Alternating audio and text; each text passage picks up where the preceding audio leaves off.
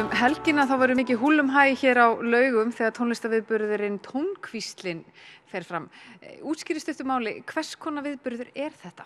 Þetta er sem sagt bara söngkeppni, en það sem gerir hana öðruvísi heldur en flestar söngkeppnir að við, sem sagt, þetta er undankeppni söngkeppni framhaldsskólana, það eru sem sagt atriðin frá framhaldsskólanum Laugum, svo tökum við grunnskólana af norðausturhorninu Metlum, Vopnafjarðarskóla, grunnskóla á Þórshöfn, Mývatnssveit, Þingeyjarsskóla og Borgarholtsskóla, leyfum þeim að vera með.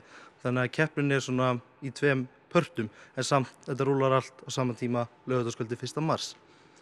Þetta er sem sagt 7 grunnskólar og svo framhaldsskólinn á Laugum saman í einum stórum tónlistarviðburði og þetta er gríðarlega stór viðburður hérna í sveitinni.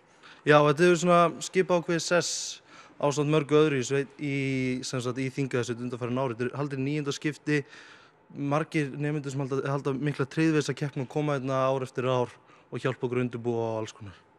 Það er ótrúlega svona lítill skóli með 120 nemendur geti haldið svona stóra viðburð og allir nemendur taka þátt í undirbúningnum, einhvern þátt skólinn hjálpar okkur mjög mikið við svona verktir við nám, 40 mínútur í hverri viku sem fáum tíma til að undirbúa.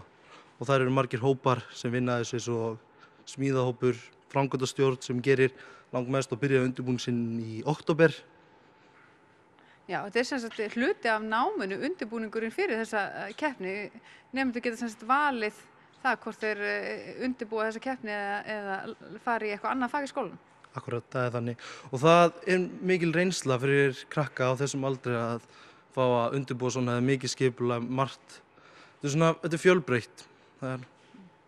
Og verður keppnin í ár með svipuðu sniði og undanfarin ár eða? Við erum með svipuðu sniði en það verður allt miklu stærra. Við gefum allt í þetta núna og erum búin að safna meiri styrkjum heldur en undanfarin ár og ætlum að gera þetta bara miklu stærra heldur en hefur verið. En hvernig gengur að blanda saman grunnskólanemum og framhaldsskólanemum í svona viðburð? Það hefur gengið vel undanfarin ár. Ég held að lykillinn að því sé bara að við gerum þetta af einni stóri fjölskylduhátíð og við höfum þetta bara eins og fjölskylduhátíð og það hefur gengið vel undanfarin ár og það mun gera það líka í ár. Þannig að þið er ekkert að breyta formin á þessu? Nei, við ætlum ekki að gera það eins og allavega. Þetta er stærsta undankeppni, söngvakeppni framhaldsskólanna sem haldin er hér á landi, er það ekki? Já, með þeim ég held að séu ekki margar eða nánast engin sem er jafn stór okkar. Hún er svo, við erum með 600 manns í salnum, auðvitað er einhver stærri en hún er alveg með þeim stærri og já, ótrúlega að svona fámennu skóli geti gert þetta. Það er kannski af því að allir nemendur leggja sig fram og vilja hjálpa okkur að gera þetta sem flottast.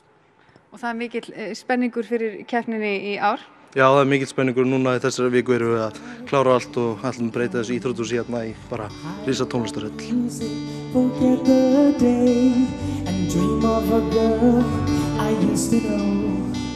I close my eyes.